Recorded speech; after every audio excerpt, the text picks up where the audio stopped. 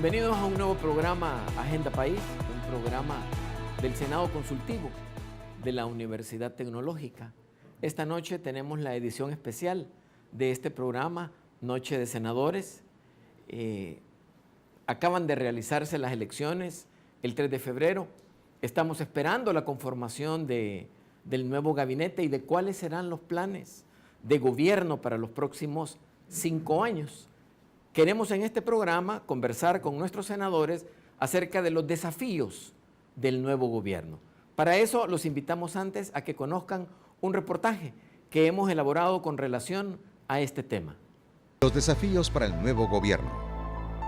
Luego de un evento electoral que marca un antes y un después para el sistema de partidos en el país, lo que corresponde es un ejercicio responsable de ciudadanía y centrarnos todos en los desafíos para el nuevo gobierno que, al final, son de todos. Durante los últimos 20 años, hemos escuchado que las principales aspiraciones de la población son disfrutar de un ambiente seguro, donde no exista temor de caminar por la calle, ni de ser víctima de la extorsión o de hechos violentos, tener acceso a un trabajo estable con remuneración apropiada, vivir en un hogar digno y tener acceso a educación y servicios de salud de calidad. El Salvador continúa siendo uno de los países más violentos del mundo. La tasa de homicidios en 2018 fue de 50 por cada 100.000 habitantes, 5 veces superior al nivel considerado por la Organización Mundial de la Salud como epidemia. Por otra parte, solo 1 de cada 5 trabajadores tiene un trabajo con un salario acorde al costo de la vida, mediado por un contrato y con acceso a seguridad social. La situación es particularmente crítica para los jóvenes, ya que más del 20% no estudian ni trabajan. Además, los niveles de precariedad de la vivienda son particularmente críticos para la cuarta parte de los hogares debido a la baja calidad de los materiales utilizados, así como a la pésima calidad o ausencia de servicios de agua y saneamiento. Muy dramático también es que 1 de cada 5 niños salvadoreños menores de 5 años presenta retardo en su crecimiento, lo cual limita severamente su capacidad de aprendizaje. Además, cerca del 30% de la población que enferma no recibe servicios de salud. La escolaridad promedio de la población apenas alcanza los 6.5 años de estudio. Menos del 2% de infantes entre 0 y 3 años tienen acceso a centros de educación inicial, mientras que la cobertura neta de educación parvularia deja por fuera a más del 40% de los niños entre 4 y 6 años de edad. A ello habría que agregar que únicamente 60% de los niños que ingresan al sistema educativo llegan a 9º grado y apenas el 30% logra terminar el bachillerato, nivel mínimo de educación requerido en estos tiempos para acceder a un trabajo capaz de sacar a una familia de la pobreza. Atender sus aspiraciones en estos 5 temas: trabajo, vivienda, seguridad, educación y salud, es la agenda prioritaria que el pueblo espera sea abordada por la próxima administración presidencial.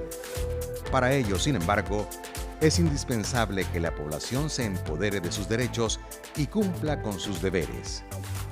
No obstante, quizás el mayor reto que el nuevo gobierno tenga frente a sí sea el de la gestión del disenso y, con ello, garantizar la institucionalidad y la gobernabilidad. Recuérdese que el pluralismo y, con él, la oposición política son características de la democracia en la que el disenso no solo es posible y lícito, sino que, además, necesario en la medida que se relaciona con el respeto a las diferencias y a las libertades civiles. La oposición política es fundamental para la democracia, de la misma manera que lo es el diálogo como medio para gestionar efectivamente el disenso. Es sabido que en la democracia las decisiones se toman por mayoría, pero sin vulnerar los derechos de la minoría. De ahí que el diálogo sea imprescindible como medio que permite que todos los actores políticos ejerzan su derecho a expresar sus puntos de vista de cara a que sean tomados en cuenta. Ya hemos dicho antes que el diálogo es necesario para alcanzar un acuerdo de nación para el desarrollo que construya las bases para la construcción de un nuevo país, con la participación de todos. ¿Qué aspectos debe priorizar y qué tan posible sea lograrlo? Es el tema de coyuntura en análisis hoy en este programa Agenda País, emisión especial Noche de Senadores. Para este programa contamos con 3 senadores. Uno de ellos, el doctor José Domingo Méndez, doctor en Jurisprudencia y Ciencias Sociales. Fue presidente del órgano judicial de la Corte Suprema de Justicia y de la Sala de lo Constitucional, en ejercicio de la profesión con asesorías empresariales. Es miembro del Centro de Estudios Jurídicos del Instituto Iberoamericano de Derecho Constitucional y de Concertación Democrática Nacional. Ha sido también secretario general de la Federación de Asociaciones de Abogados. Doctor, un gusto tenerlo con nosotros. Bienvenido. Muchísimas gracias por la oportunidad que como senador nos dan exponerle al país las inquietudes que tenemos y los retos de este futuro gobierno. Bueno, pero antes de eso quiero expresar la satisfacción por estar con los senadores, con la señora de Alfaro, con el embajador Carrillo, ¿verdad? Y por supuesto, bajo la coordinación de nuestro honorable rector, don Nelson Zárate. Muchas gracias, doctor. Se lo agradezco mucho. Nos acompaña también María Elena Lacayo de Alfaro, cariñosamente doña Nena, desde diciembre de 1982 hasta la fecha. Doña Nena ha estado al frente de la Gerencia General de Exporsal, SADCB. Es comisionada de la Dirección de Estudios Sociales de FUSADES, donde también se desempeña como asesora de la Junta Directiva. Es además secretaria de la Junta Directiva de la Fundación para el Desarrollo de la Mujer Salvadoreña, FUDEM, miembro del Consejo Nacional de Seguridad y Convivencia Ciudadana desde el año 2015, cónsul honoraria de Australia en El Salvador desde el año 2013, asesora de la Junta Directiva de Voces Vitales, de la Cámara de Comercio e Industria de El Salvador y del Comité de Exportadores de la misma gremial, donde también fungió como presidenta desde el año 2004 hasta el año 2007. Doña Nena, bienvenido y es un gusto que nos acompañe en Noche de Senadores. Para mí es un gran gusto estar por primera vez en Noche de Senadores. Gracias, don Nelson. Gracias, es un honor estar con don Hugo y mi querido amigo Mingo, alias Domingo, ¿verdad? Al revés. Para discutir estos temas que en este día y quizás por muchos días vamos a estar hablando, sobre todo los salvadoreños que estamos interesados en que nuestro país salga adelante, con un presidente que no importa la bandera que tenga, es nuestro país y tenemos que estar colaborando para construir un mejor país. Bueno, el objetivo del programa es ese, es ser propositivo, ¿verdad? Independientemente de quién haya ganado las elecciones y quién sea el presidente electo, como universidad y como Senado consultivo, nos sentimos en la obligación de participar, ¿verdad? Sugiriendo o proponiendo cuáles son nuestras ideas sobre esto. También nos acompaña el doctor Hugo Roberto Carrillo Corleto, licenciado en Derecho por la Universidad de Michoacana, Morelia, México, licenciado en Ciencias Políticas de la Universidad Centroamericana José Simeón Cañas. También tiene una maestría en Estudios Internacionales en la Universidad de Chile, en Santiago. Es doctor en Administración Pública de la Universidad de Anáhuac, en el campus del Estado de México. Doctor honoris causa por la Universidad Autónoma del Estado de Chiapas, México. Embajador extraordinario y plenipotenciario ante los gobiernos de Venezuela, Chile, Costa Rica y México. Y concurrente ante los gobiernos de Jamaica, Guyana, Trinidad y Tobago. También embajador ante el Sistema Económico Latinoamericano, CELA, vicepresidente de la Asamblea Constituyente y miembro de la Comisión Redactora del Proyecto de Constitución Pública 1982-1983. Doctor, un gusto tenerlo con nosotros. Sí, también para mí es un gran gusto poder compartir este foro con los estimados amigos del Senado Consultivo de la Universidad Tecnológica y dentro del marco de tratar de contribuir con una visión de mediano y largo plazo para nuestro país. Es importante que los salvadoreños no nos perdamos en las cosas de corto plazo, aunque son muy importantes, pero lo que necesita el país es una visión de futuro. Y yo creo que el Senado, los miembros del Senado, de la universidad, podemos poner nuestro aporte para tener esa visión tan necesaria en el país, para que tengamos un país con rumbo. Muy bien. Bueno, comenzamos. Doña Nena, usted es miembro del Consejo de Seguridad. En la última encuesta que realizó la Universidad Tecnológica antes de las elecciones, preguntábamos si el problema de la inseguridad y de la economía iban a cambiar después de las elecciones o si el gobierno que ganara lo iba a resolver. Tanto en la parte de seguridad como en la parte de economía, el 60% de la gente contestó que no. Esto refleja de que ya la población es consciente de que la seguridad o la inseguridad no es un problema ni de corto ni de mediano plazo, es un problema de largo plazo, ¿verdad? El presidente electo, en su plan de gobierno Cuscatlán, menciona de que él pondera y considera que el consejo que en el gobierno del FMLN, del presidente Sánchez Serén, se formó, tiene buenos resultados y hay cosas muy positivas, que él piensa retomar algo sobre eso. Pero estando usted en el consejo, sabiendo cuál es el grado de evolución, presupuestaron más de 2.000 millones de dólares para 10 años para poder trabajar en este problema. ¿Cuáles considera usted que deben ser las líneas generales? Si hay que continuar el proyecto El Salvador Seguro, ¿qué se debe de retomar en este nuevo gobierno para que podamos enviarle señales a la población de que la inseguridad es un problema que sí puede resolverse? Yo creo que lo primero que hay que hacer es pensar que el tema de la seguridad no solamente es bajar el número de suicidios o de homicidios, o bajar también el tema de los problemas que estamos sufriendo las mujeres con la violencia, sino es mucho más complejo, es no solamente extorsiones, por ejemplo. El tema de la seguridad, si uno va a los lugares, a los municipios donde realmente impera la inseguridad, vemos que a partir de las 6 de la tarde no hay niños jugando. No han tenido una juventud, son presos de la inseguridad. Y las personas, los padres de familia se preocupan cuando el niño va a estudiar y van a las universidades inclusive a recoger a sus hijos, porque el problema de la inseguridad va más allá de reducir el número de homicidios o el número de extorsiones.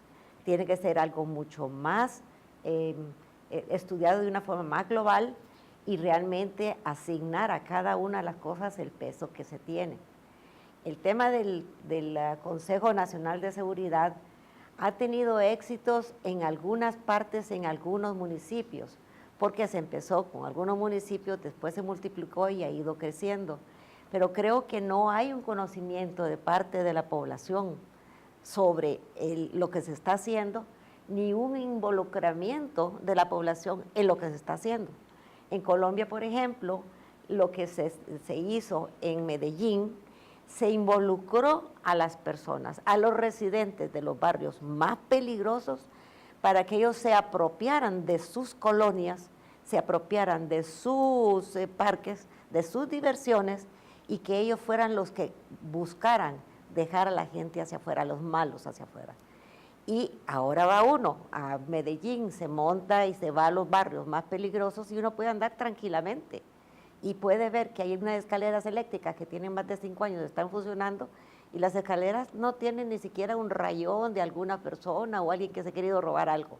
Están íntegras, porque todo el mundo lo está defendiendo, pero hay que dar a conocer ese plan, apropiarnos para poderlo defender. Y sí, nuevamente hay que trabajar mucho en prevención, no lo hemos estado haciendo. De hecho, en el presupuesto que se había asignado a prevención, más del 60% iba para prevención, Pero si uno revisa cuánto está yéndose de ese presupuesto del impuesto de telefonía o del impuesto a la seguridad para prevención, está como el 20%. Entonces, ¿qué es lo más importante? La prevención. Y la prevención no debe de ser nada más en mi casa, o sea, afuera, sino desde mi casa, desde mi hogar, en la escuela, hacia afuera. Y tampoco estamos trabajando en eso. Entonces, hay mucho que hacer de parte de las autoridades para hacer un esfuerzo realmente consolidado donde involucre a todos los actores. Y con esto de actores, quiero hablar también de que hay otros esfuerzos, por ejemplo, que está haciendo LIC, que es un esfuerzo donde se pusieron de acuerdo municipalidades, se pusieron de acuerdo empresa privada, la escuela, y encima también se sumó hace poco la Universidad Don Bosco. Todos están haciendo un esfuerzo porque ahí había mucha delincuencia, la asistencia a la escuela era como del 20%, ahora está al 100% y ya no saben qué más hacer. Se está dando atención o más bien educación universitaria a los mismos que trabajan y hay una interrelación entre todos los actores y es así como debemos de adquirir esas prácticas. Pero si son esfuerzos aislados donde solo al gobierno, porque la verdad es que se le dice el gobierno no ha hecho nada. Sí.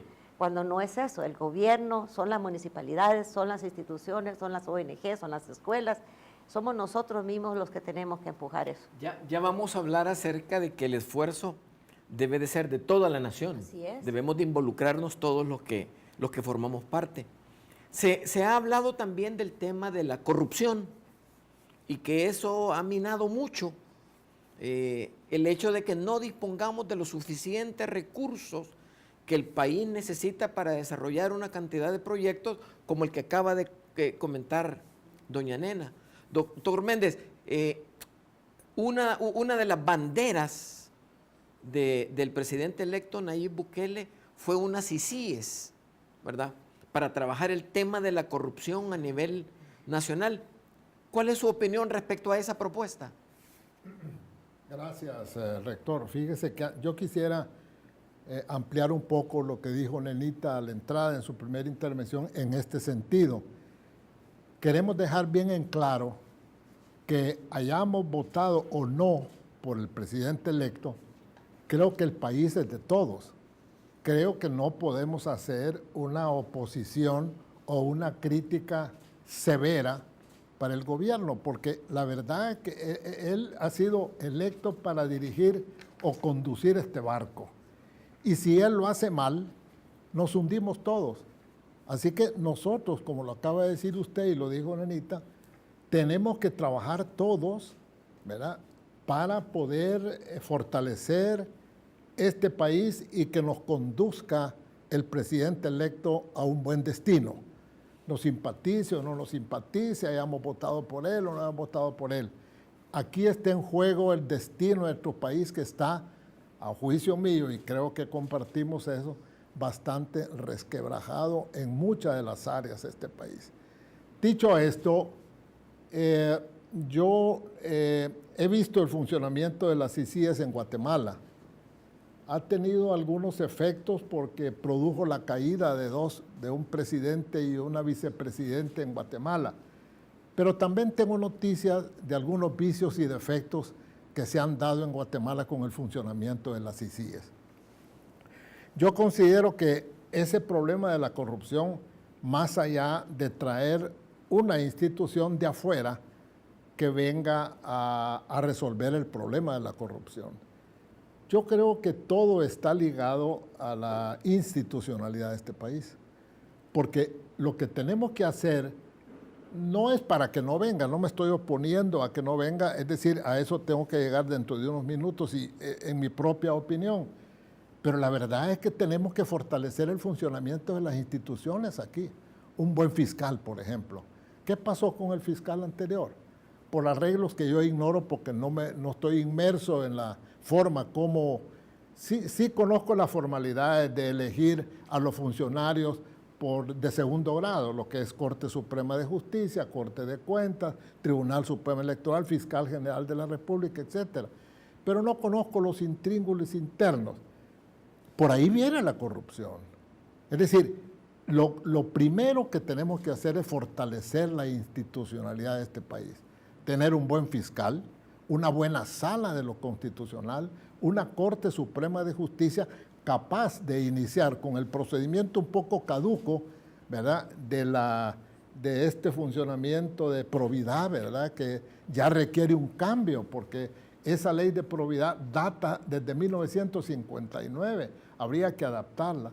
Hay que cambiar, por ejemplo, la forma de elegir una reglamentación para elegir a los funcionarios por elección de segundo grado, porque aquí no hay una regulación específica. Necesitamos regular y crear un reglamento que la Asamblea lo tome en cuenta para elegirlo. Aquí, por ejemplo, se habla incluso del maletín, ¿verdad?, del maletín negro que circula por la Asamblea, fiscales corruptos, etc. Entonces, la gente, cuando ve que la institucionalidad no es lo suficientemente fuerte, no tuviera una sala como la que tuvimos, que ya lo ha demostrado a través de 9 años que sí funcionó, entonces dicen que venga una CICIG.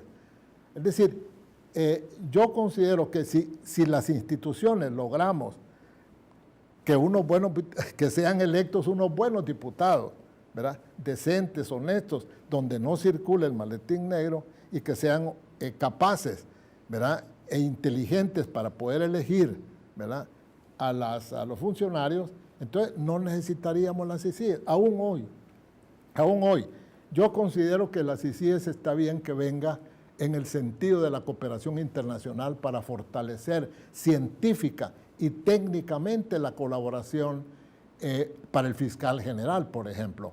Pero estaba leyendo yo las CICIG de Guatemala.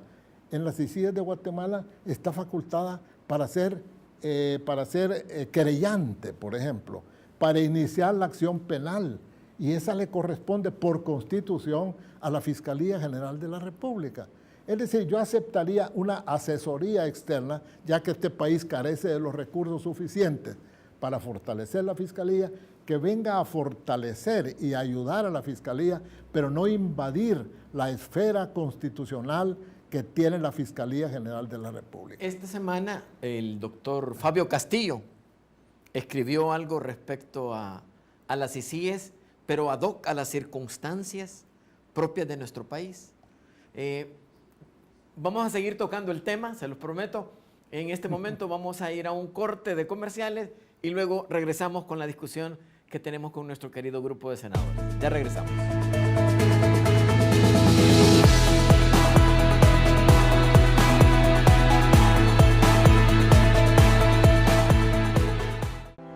Aprendamos a ser mejores.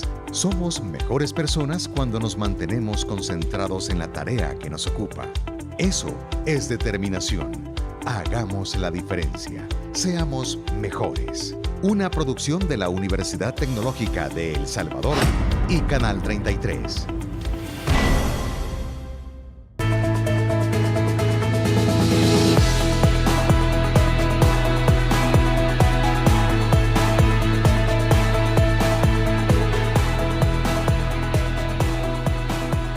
Regresamos, amigos, a Noche de Senadores.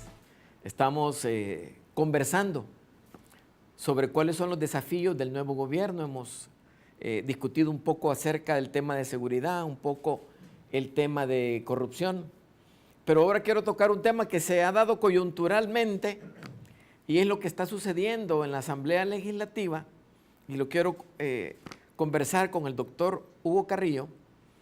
Una de las dificultades, doctor, que se plantearon desde antes de las elecciones era que si Nayib Bukele era electo presidente, ¿cómo le iba a funcionar la conformación de la Asamblea Legislativa?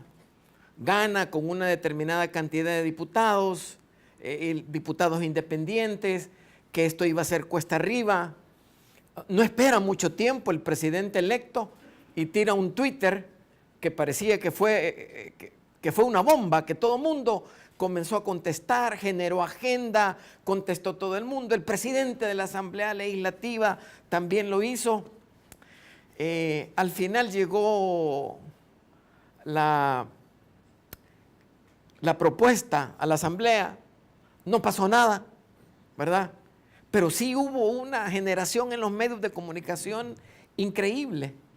No podemos desconocer que son casi 2 años lo que le restan al presidente Bukele, con una asamblea legislativa que aparentemente, porque no sabemos qué puede suceder más adelante, no es una asamblea que va a estar acorde a su programación. Hay gente que dice que, bueno, que el FMLN podría hacer alianza con Gana, como lo ha venido haciendo anteriormente. El PCN dijo, nosotros pudiéramos trabajar también con los proyectos del presidente electo, pero el día de la elección no votaron, ¿verdad? Y en el reportaje que vimos antes de iniciar el programa, se hablaba del disenso, ¿verdad? Del disenso. ¿Cómo percibe usted, sobre todo que usted ha estado ahí, es de la constituyente, conoce mucho del aspecto legislativo? ¿Qué debemos esperar? ¿Cuál es esa perspectiva en ese escenario que siempre, per se, ha sido tan conflictivo y que ha generado anticuerpos al grado de que los políticos, más bien los diputados, están entre las últimas categorías de políticos preferidos? Y no tenemos una idea de qué es lo que va a pasar en estos 2 años, porque si el presidente quiere hacer proyectos, tendrá que hacer préstamos. Para eso necesita una mayoría calificada y para eso necesita casi a todos los partidos políticos en la Asamblea Legislativa. ¿Cómo observa usted que va a ser esta relación, doctor? Bueno, lo primero que habría que decir es que los partidos están desconcertados por el resultado electoral. Es decir, el mismo hecho que el FMLN esté adelantando elecciones, el mismo hecho de que Arena esté pensando lo mismo, significa que los ha sacudido, ¿eh? Porque el resultado electoral, para los que veíamos desapasionadamente la cuestión electoral, era previsible el resultado. Sin embargo, uno como político siempre espera que Dios desde los cielos pues ilumine al votante y de repente las encuestas se equivoquen, ¿eh? Eso no sucedió.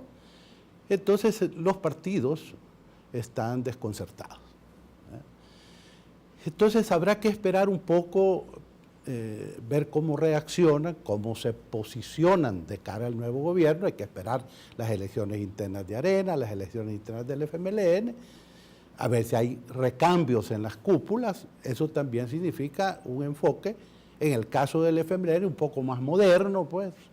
De Arena se espera lo mismo, una derecha más en la onda de lo que está pasando en este momento en el país y en el mundo. Entonces eso habrá que esperarlo. Matemáticamente, los resultados le dan al presidente 10 diputados, porque eso es lo que tiene el partido que le permitió competir en las elecciones. 10 diputados es bien poco, ni siquiera hay una mayoría relativa de 43 votos. Entonces, si a eso le sumamos que de repente hay como ofertas de apoyo al nuevo presidente para darle gobernabilidad al país, entonces eso pudiera ponernos ante diferentes escenarios. Es decir, ¿va a ser Arena una oposición radical como la que ha hecho frente al gobierno del FMLN? Aunque han habido acuerdos, pero ha sido una oposición un poco rígida para mi gusto. ¿Qué posición tomará el FMLN frente al desastre electoral que tuvieron? Es decir, cualquier político entiende que lo que el frente necesita es recuperarse para ser decisivo en el país y no ser insignificante en su representación en la Asamblea, porque así como van las cosas, pudieran terminar en una fracción mínima en las próximas elecciones. Pero lo que estamos hablando es lo que va a pasar de aquí a que hayan elecciones el 21. El 21 se prevé que va a haber una nueva correlación de fuerzas con la irrupción de nuevas ideas, ¿verdad? Porque a pesar de que uno no tiene mala intención al decir lo que voy a expresar, pero no cabe duda que las relaciones del presidente electo son con nuevas ideas, más que con ganas.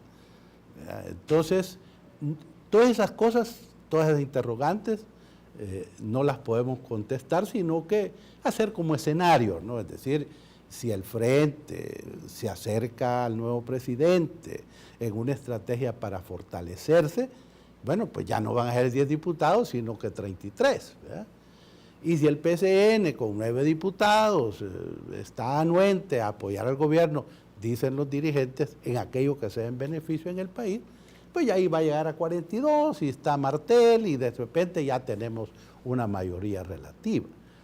Ahora, para las votaciones calificadas no cabe ninguna duda que el nuevo posicionamiento de Arena después de su elección interna va a ser determinante y delicada, porque si Arena se opone así férreamente a algunas propuestas buenas que tenga el nuevo gobierno, entonces se va a debilitar. Porque el argumento previsible del presidente electo es, miren, los diputados no me dejan gobernar. Fíjense, pueblo, que yo quiero hacer las cosas, pero los diputados no me apoyan. Eso uno debe prever lo que así va a ser, porque si yo fuera el presidente electo haría exactamente lo mismo. Es decir, la Asamblea es un obstáculo para mi proyecto político. Entonces, las actuales fracciones legislativas tienen que replantearse, tienen que hacer un estudio bien detenido de su verdadera situación, no solo en el respaldo electoral, sino que de cara a su futuro, y actuar en consonancia. Yo lo que esperaría es que la Asamblea en bloque apoye en aquellas cosas que vayan en beneficio del país. Yo creo que los 3 senadores y usted, rector, que también es miembro del Senado, lo que queremos es que al país le vaya bien, pues, porque si le va bien al país, nos va bien a todos. Lo que pasa es que últimamente en El Salvador la pirámide de los valores se ha invertido. Es decir, primero mis intereses, después mi interés de grupo, de sector o de partido y por último los intereses del país. Entonces, debemos de darle marcha atrás a eso y poner las cosas en su verdadera dimensión. Primero los intereses del país, después los intereses del sector que son lógicos y naturales y por último mi interés personal. Pero no al revés, porque si yo veo mis intereses personales, caemos en la ley de la selva, es decir, sálvese quien pueda, porque aquí cada quien va a velar por su salud. Quiero retomar un poco de lo que está diciendo, doctor. Se ha creado un nuevo fantasma, así como la gente castigó el bipartidismo, producto del cansancio. Ahora se habla de que los diputados que no le respondan a las necesidades del pueblo, entre comillas, las propuestas del presidente electo, serán ajusticiados y no continuarán siendo diputados. ¿Cuánto influye eso? ¿Verdad? Así como vimos que algunos diputados noveles del partido de Arena reaccionaron sin que hubiera mayor información de cuál era el proyecto de las escuelas, cómo se iba a administrar, en cuestión de horas reaccionaran y dijeran, no, yo estoy de acuerdo para ese tipo de proyectos. Debemos esperar reacciones de más diputados, así como las que vimos. Probablemente, mientras los partidos, insisto, no hagan un análisis interno y se posicionen como instituciones políticas, van a haber estos brotes, ¿verdad? Porque este es un caso, ¿verdad? Y el hecho de que los diputados puedan ser estigmatizados para eliminarlos en las elecciones del 21, aquellos que no se porten bien, eso está ahí en la palestra, pues. Es decir, por eso, insisto, los partidos y las fracciones de diputados deben hacer un análisis serio y ponerse, rector, especialmente en el momento actual y de cara al futuro. Voy a hacer una pequeña digresión, pero que tiene que ver con el tema. Es decir, los partidos deben entender que ya el casa por casa, tener directivas municipales, de barrio, de cantón, tener muchos spots en la televisión, lavando chalecos y otras cosas más, fueron sustituidos por un mensaje sencillo: 2 muñequitos metiendo una papeleta y vota por las nuevas ideas de Anahí. Eso fue todo. Entonces, y las redes, que fueron determinantes, en mi opinión. Pueden no compartirse este punto de vista, pero la política a partir de estas elecciones hace un parteaguas. Hoy tenemos que ver la política de otro modo, con otros métodos, porque si no nos vamos a quedar con señales de humo que ya no sirven. Tenemos agendado un programa en Agenda País acerca de la influencia de las redes sociales en todo este fenómeno político. Yo lo he presentado y estoy esperando que el grupo consultivo nos lo autorice. Vamos a llegar a este segundo bloque hasta aquí. Vamos a regresar siempre con este mismo tema, pero lo hacemos en unos minutos. Ya regresamos.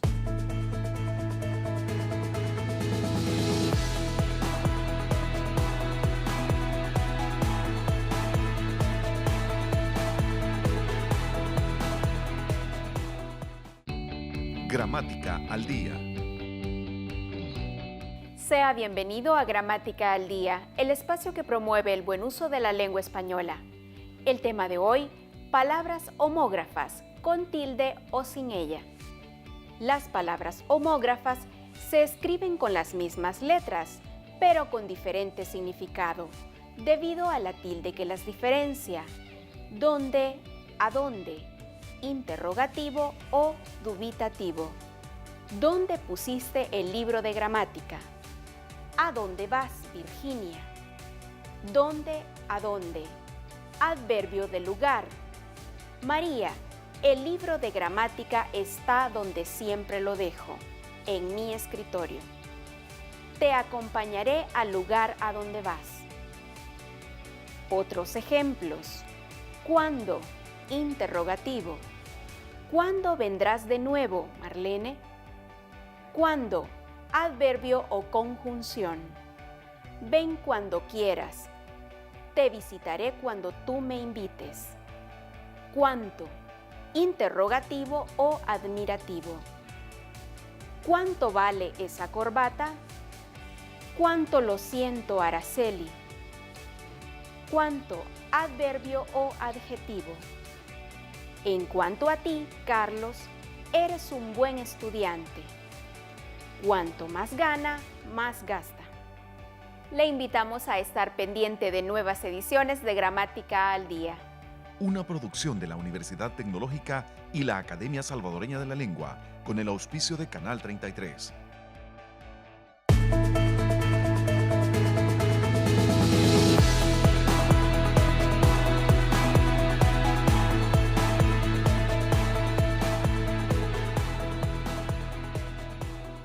Bienvenidos a este tercer bloque. Estamos en el tema del disenso que se planteó en el documental. Ya el doctor Hugo Carrillo nos hablaba de estas posibles estrategias de alianzas y de relaciones entre bancadas o diputados independientes, ¿verdad? En el sentido de no seguir la línea del partido, de tal manera de facilitarle al presidente electo los proyectos que evidentemente, si los proyectos son sustentables y de beneficio para el país, yo creo que los diputados tienen la obligación, ¿verdad?, de apoyarlos siempre y cuando pues sean de beneficio para la población. ¿Cuál es su opinión sobre este tema, doña Nena? Yo voy a decir algo que quizá, bueno, tú más o menos lo has mencionado. Creo que la población se cansó de beneficiar a los partidos políticos. Los partidos políticos en los últimos años han estado trabajando para sus propios partidos políticos, para sus propios candidatos o para los propios diputados. Siento que se les olvidó el país, se le olvidó los salvadoreños, se le olvidó el pueblo. Y si por algo conquistó Nayib Bukele a tantas personas para que votaran por él, es que él sí les dijo, el centro eres tú. De hecho, hay una parte de su presentación que hizo el día que presentó su plan, donde dice, va poniendo cada una de los aspectos que va a tocar y pone como centro tú, o sea, al país, a ti que eres lo que a mí me interesa, no yo. Y eso justamente es que la forma de hacer política, y por eso ha funcionado bien en las redes sociales, es que se está dirigiendo a las personas. No está con intereses para mi partido. De hecho, ni siquiera se supo con qué partido, aunque estuvo bajo la sombría de Gana, realmente no tenía más sombría que una golondrina que hasta le cambió el color al partido. Sí. Porque él, me imagino que se quiso deshacer, apartar ese concepto que tiene de partidos políticos y convenció a la gente para que votara por su golondrina, por algo distinto, por la esperanza de ver que los problemas de los salvadoreños, quizás me los va a resolver. Entonces habrá que cambiar el discurso de parte de los partidos políticos y hablar más en función del salvadoreño, de la población, de lo que a ti te queja, y dejar de meterse tanto en choque por intereses políticos o por ganar a ver qué más se puede conseguir. El diálogo en estos próximos 2 años entre partidos y con el presidente va a ser importantísimo. Las personas, o sea, la gente de la calle, no quiere saber de esas peleas, quiere saber cómo se le van a arreglar sus problemas, cómo se le va a mejorar el acceso a la salud, cómo se le va a garantizar cierta seguridad, aunque no sea de hoy para mañana, pero son cosas que a ellos les interesan. Y por supuesto que el tema de castigo a los corruptos definitivamente despertó muchísimo, cosa que si lo vemos bien dentro de la propaganda política, de parte de los otros partidos políticos hubo, de los principales, Frente y Arena, hubo muy poca dedicación al tema de la corrupción. Hubo por ahí unas cuantas tibiezas, pero justamente es lo que el pueblo quiere ver. Se están robando el dinero del pueblo y lo están sacrificando. Eso es lo que yo pienso. Bueno, de una forma indirecta, si bien la propuesta de 16 millones para el edificio, 16 millones para escuelas, ya no tuvo mayor apertura en la Asamblea. Sí hemos escuchado a un COENA plantear que hay que retomar de otra partida, ¿verdad?, para la educación, para escuelas. Quiere decir que el presidente electo, de una forma estratégica, puso un tema en discusión que no existía en este país e hizo que una fracción partidaria entera, la segunda en tamaño en este país, hiciera una propuesta. Este nuevo estilo, esta nueva forma mediática de hacer que la gente reaccione y que eso haga que los líderes de los partidos o los encargados de las cúpulas de los partidos también reaccionen. ¿Cree usted, doctor Domingo Méndez, que va a ser el estilo o la forma en la que va a trabajar el presidente Bukele? Pues mire, rector, antes de iniciar esta fructífera reunión con los colegas del Senado, hablamos porque hay un montón de cosas que no sabemos que van a pasar. La verdad que estamos navegando a base de suposiciones, a base de la experiencia que tienen mis compañeros senadores y todo eso. No sabemos qué va a pasar. Pero yo quisiera retomar el tema antes de responderle específicamente en ese punto, que todo el mundo sabe, pues, que este resultado, sin desmerecer la estrategia de las redes sociales y que solo llegó y vote por la golondrina y vote por las nuevas ideas y todo eso, creo que la gente sí verdaderamente se cansó de ver la corrupción, ¿verdad?, de altos niveles. Se dio cuenta que había, por no mencionar nombres, pues, ¿verdad?, un expresidente del Partido Arena, un expresidente del FMLN, precios, uno huyendo, ¿verdad? No sé por qué ando huyendo, la verdad es que ya deberían de haber estado aquí para enfrentar la justicia. El otro pues está purgando su sentencia en las cárceles del país. Entonces, ese es uno de los aspectos, pero volvemos a lo que dice el senador Carrillo en cuanto a qué va a pasar con la conformación de la futura Asamblea Legislativa, porque ahí acabo de mencionar nada más los presidentes de los dos partidos fuertes de este país, FMLN, y eso lo vio, ¿verdad? Que no hayan terminado el juicio de Mauricio Funes, esa es otra cosa, ¿verdad? Eso lleva tiempo, porque eso entra al ámbito judicial. Pero, por ejemplo, los diputados, ahí hay una denuncia, ¿verdad? El actual fiscal parece que la ha retomado de un audio donde aparece corrupción dentro de los diputados de la Asamblea Legislativa. Entonces, si estamos viendo que va a haber una sanción de los presidentes de cada uno de los partidos fuertes, no solo por terminar con el bipartidismo, sino que por la corrupción de los líderes de esos partidos, también le van a poner ojo en estos 2 años. Por eso es bueno lo que dice el magistrado Carrillo, que tendrán que recomponerse los partidos, porque los diputados van a ser víctimas también el año 21 de su conducta. Y como ahí sí se van a elegir ellos el 2021. Entonces, por ejemplo, ese audio que ha recogido el actual fiscal es interesante, porque ahí aparece que hubo corrupción de parte del líder en ese entonces de los diputados, pero él no es autor, solo no es responsable solo él, sino que es responsable el que ofrece el soborno y el que lo recibe. Entonces, tengan ustedes la certeza que si el actual presidente sigue con la estrategia que le dio resultado de las redes y todo, también los diputados del 2021 tendrán que ser juzgados como han sido juzgados los dos partidos grandes con sus presidentes. Entonces, tiene un reto grande el actual presidente. Definitivamente tendrá que abordar esos temas, pero volvemos a lo mismo. Nosotros como sociedad civil lanzamos un proyecto del voto informado. Queríamos que se mejorara la calidad de los diputados sustancialmente, porque no es el primer órgano del Estado, como dicen los órganos, los medios de difusión. El primer órgano no es, aquí no hay ni primero ni segundo. No hay jerarquía, si todos son iguales, pero yo veo que los medios de comunicación dicen el primer órgano del Estado. Eso no es cierto, no es así. Entonces, pues, va a venir el juzgamiento, sí, los partidos políticos, los que salieron derrotados también, porque hay que decirlo, aunque sea en palabras bien salvadoreños, porque el actual presidente le ganó en vaca a todos los partidos, como decíamos nosotros cuando estábamos jóvenes.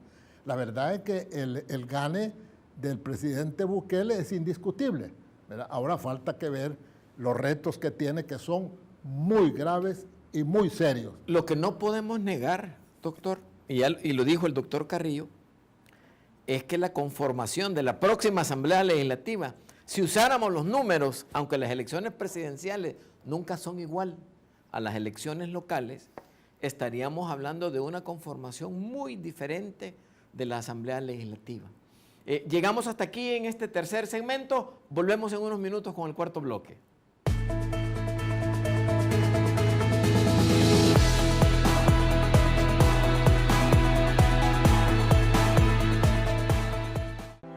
Aprendamos a ser mejores. Somos mejores personas cuando nos mantenemos concentrados en la tarea que nos ocupa. Eso es determinación. Hagamos la diferencia. Seamos mejores. Una producción de la Universidad Tecnológica de El Salvador y Canal 33.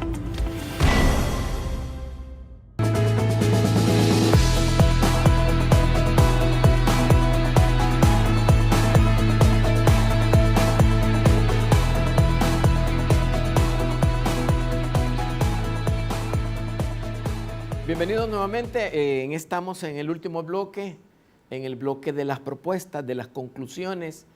Cada uno de los invitados, en este caso 3 senadores, expresan con su total libertad de concepto lo que piensan, lo que quieren transmitir. Y quiero retomar con el doctor Hugo Carrillo. No hay una bola de cristal. No existe, ¿verdad? Pero cómo nuestro país, si quiere tener nuevos rumbos, si quiere darle continuidad a esa expectativa que se generó, ¿qué deberíamos esperar o en qué áreas este nuevo gobierno debería de ser muy enfático, muy dedicado y muy propositivo, doctor? Bueno, lo primero que hay que apuntar es que el pueblo vota por una esperanza, por una ilusión, y algunas veces los ofrecimientos van más allá de las reales posibilidades. En eso hay que ser muy racional, muy serio, porque la gente, como decía Nena, están cansados de los ofrecimientos que no se cumplen. La otra cosa importante de apuntar es que los problemas que tiene El Salvador son de carácter estructural y por lo tanto no tienen soluciones de corto plazo. Debemos 19.000 millones en la deuda externa. El costo de la deuda solo en intereses anda más o menos por los 550 millones. Si abonamos 1.000, desfinanciamos el presupuesto. Entonces el tema de la deuda es un tema que no está en la palestra, que no está en el sentir de la gente, pero nos afecta como país. El déficit fiscal. Ese no tiene solución de corto plazo tampoco. El tema de la pobreza, el tema del desempleo. Es fácil ofrecer que se van a crear miles de empleos, pero lo difícil es su creación material. Entonces los problemas del país, y el más sentido, digamos, es la inseguridad, no tiene solución de corto plazo. Una de las ironías de la política es que tener que ir a una comunidad a ofrecerle seguridad a una gente y decirle, mira, espérate un poco porque estamos haciendo algunas acciones que van a ir desactivando el fenómeno delincuencial del país. Cuando la gente tiene urgencias de ahora, porque los están matando ahora, los están extorsionando ahora. Entonces, el tema de la prevención, que es básico, y si no se apuesta a la prevención, difícilmente el fenómeno se va a poder reducir, porque mientras aquí están las maras, aquí abajo están los jóvenes que no pertenecen a las maras. ¿Cómo evitamos que estos pasen para acá?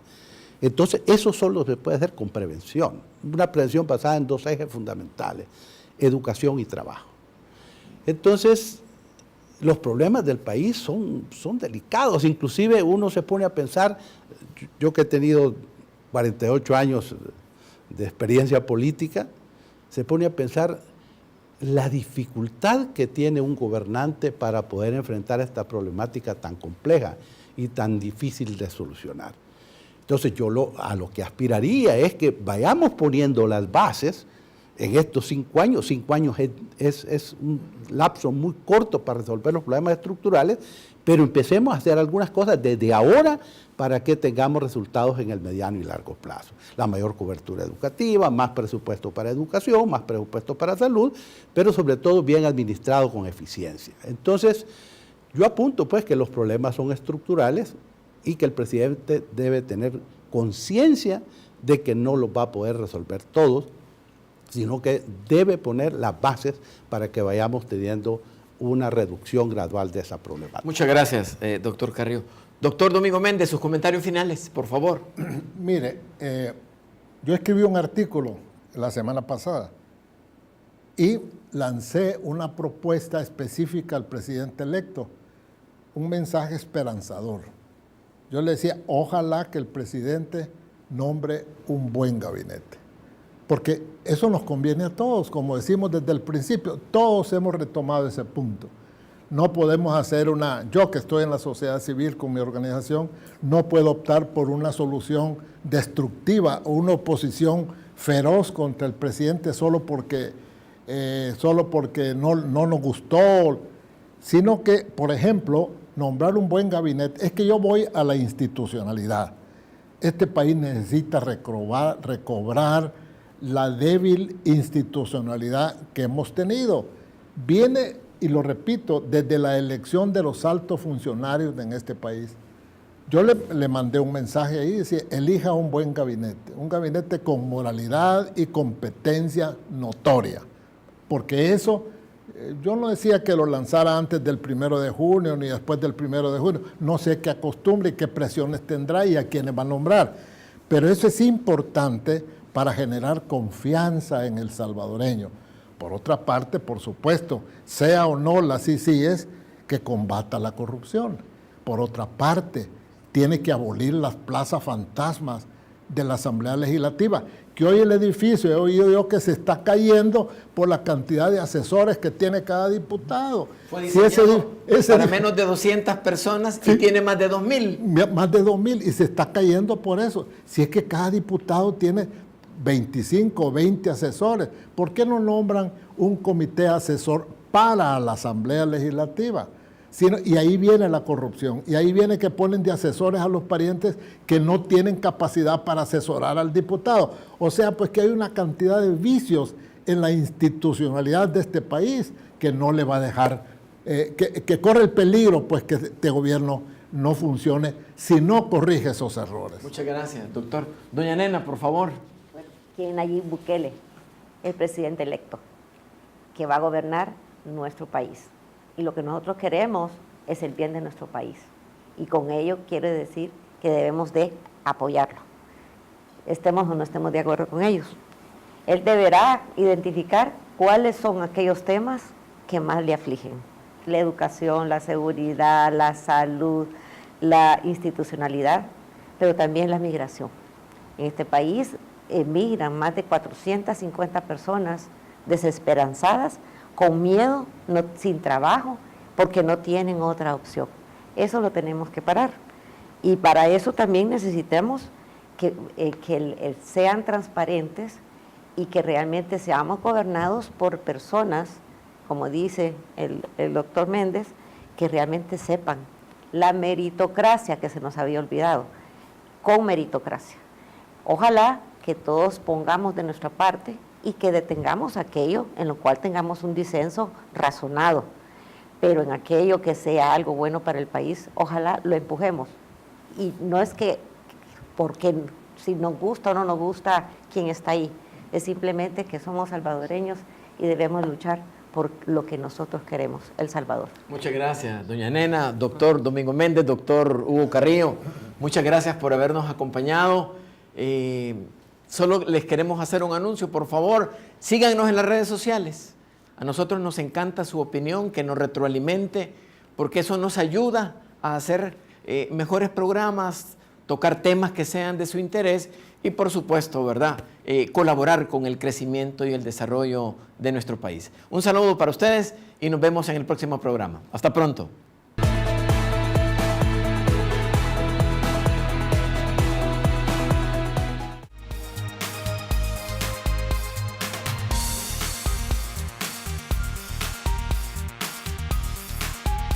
Hagamos la diferencia. Seamos mejores. Universidad Tecnológica de El Salvador.